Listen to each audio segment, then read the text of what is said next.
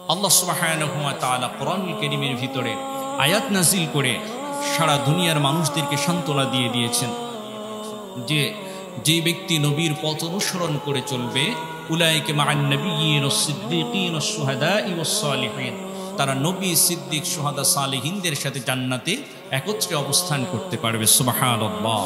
এজন্য সম্মানিত হাজিরিন, নবীর মহব্বত, নবীর ভালোবাসা এটা ঈমানের একটা অংশ। আমি যদি নিজেকে মুমিন বলে দাবি করি, ঈমানদার বলে দাবি করতে চাই, রাসূলের মহব্বত, রাসূলের ভালোবাসা আমাদের হৃদয়ে অবশ্যই লালন করতে হবে। নিজের পরিবার, নিজের ধন সম্পদের চাইতে নবীকে বেশি ভালোবাসতে হবে।